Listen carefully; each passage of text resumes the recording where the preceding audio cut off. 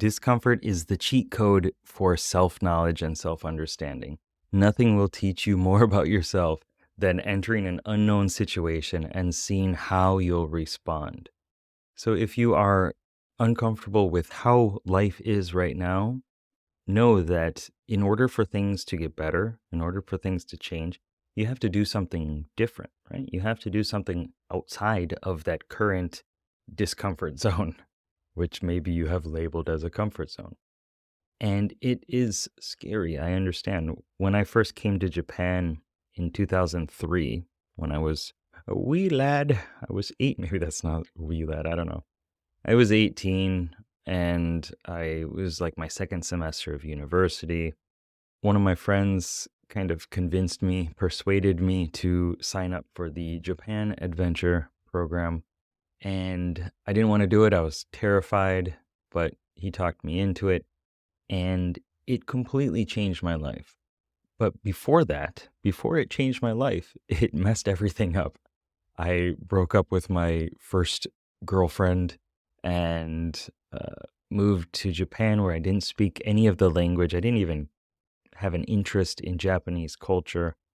I was away from my house for pretty much the first time. I was very uncomfortable.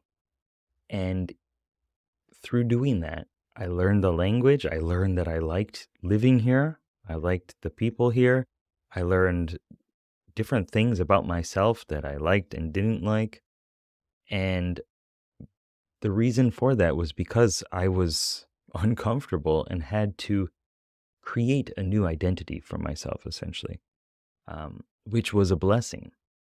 Many of us know the feeling of going through high school and not liking who we are seen as. And this happens within every environment, every system. Your family system, you are Johnny. And your parents will always see you as Johnny, no matter who you become.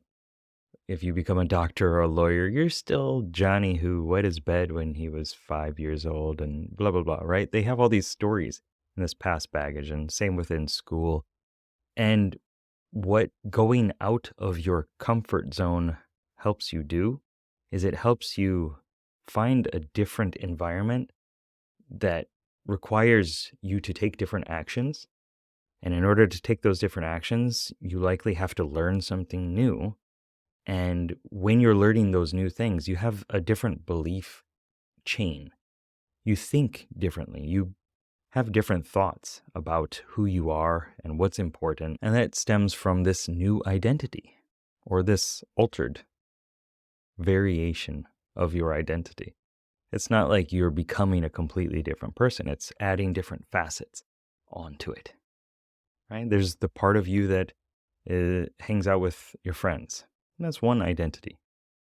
There's the part of you that plays with your cat. There's the part of you that plays games. The part of you that goes to school or to work. There are all these different facets, right? And when you are way outside of your comfort zone, you kind of need to reassess that and find that again.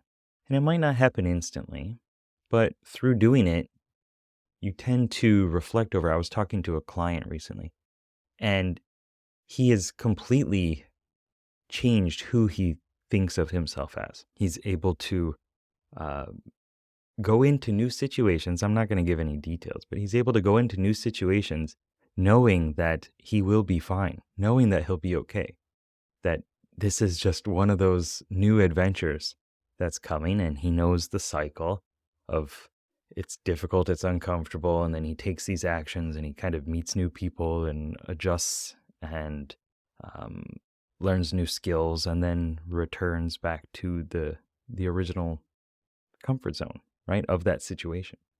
And it just kind of continuously expands and spirals into different life paths. When you're comfortable with that, because you know your identity level is saying, I am okay. I'm someone who can adjust, who can cope, who will be okay, then you're able to handle anything that life throws at you, any of the curveballs of life. And that's a great feeling. You learn that from discomfort. You learn that from being like, I don't know if I can handle this, but I'm going to try. I'm going to experiment with different approaches, and I'm going to see what works and do more of that, and see what I like and do more of that, and see what I don't like and do less of that.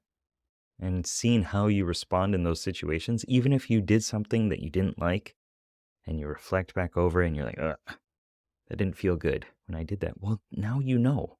And you know viscerally, you know kinesthetically, experientially, that you have that wisdom, that that is something that you don't like and you're not going to do again. And although many of us want to not have those experiences, I'm saying that those are the most important ones.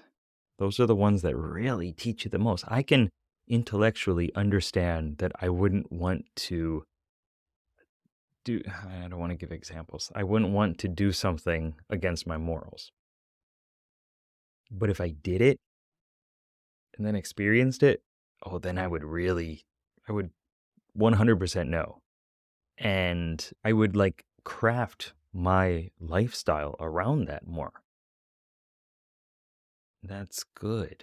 Instead of putting yourself into very big moral quandaries, just do something little that pushes you outside of your comfort zone, that teaches you more about yourself, and then reflect over it.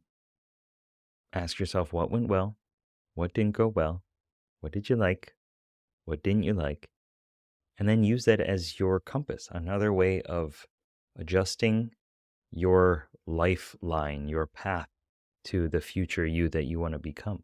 Because again, nothing teaches you more about yourself than entering an unknown situation and seeing how you'll respond. Good luck, have fun.